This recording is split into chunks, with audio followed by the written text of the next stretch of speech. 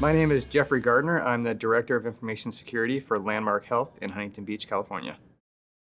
I started looking for a new security partner because we had a number of different vendors in the environment and they all did separate things. So we really wanted to consolidate down to a single vendor for many of our applications, if possible. It just made things a lot simpler to just go through one trusted partner who was experts in all the areas that we wanted to hit. So prior to purchasing InsightVM, we were actually using two separate solutions by the same vendor, but we had their externally facing product and we had an internal scanner. So we had to go to two separate consoles, nothing was tied together. You could scan the same box with the different tools and you get different results.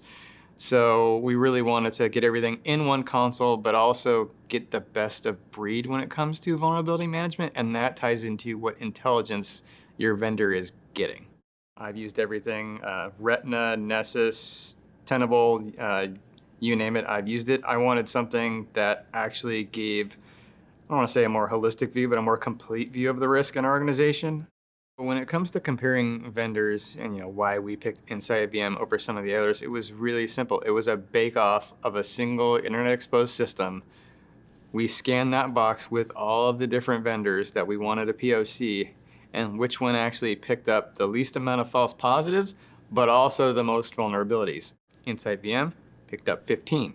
All were true vulnerabilities, and they're also prioritized by actual risk, not just CVSS scores or the vendor's own proprietary way of looking at risk. It was something that's been industry accepted, that everybody agrees this is a true risk.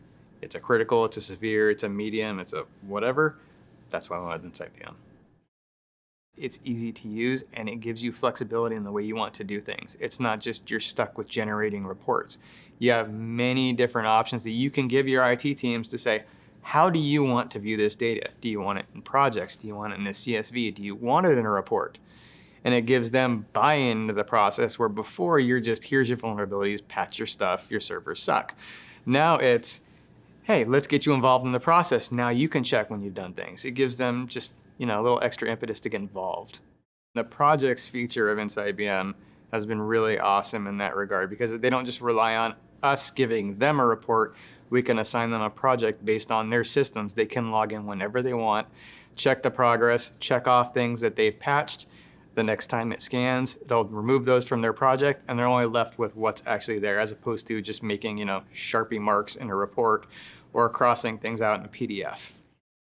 We tend to grow exponentially year over year. So when I say that, I mean literally every single year we're doubling users, we're doubling assets, we're doubling everything. So we needed a solution that could scale with our growth and scale in a very easy manner. Most other vendors, if they introduce new features, new functionality, new workflows, that's an extra license, that's an extra price point. With Rapid7, you've bought their product. They want you to be happy with their product, so they're going to give you those features as part of the product, which is how it should be. So the Landmark landscape is a little different than most. We have a very large remote workforce. So in terms of assets, 90% of the laptops are going to be out in the field. They're very rarely going to connect back through VPN onto the network. Now that we have an agent that's on every laptop, it makes it real easy, because as soon as they connect to the internet, wherever they are, that vulnerability data gets sent to the cloud, it gets analyzed and populated in our console in the environment.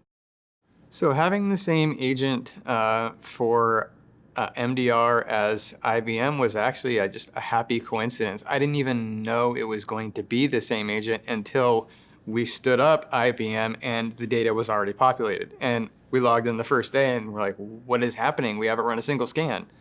It's the same agent. So we don't have to do anything? No. Amazing.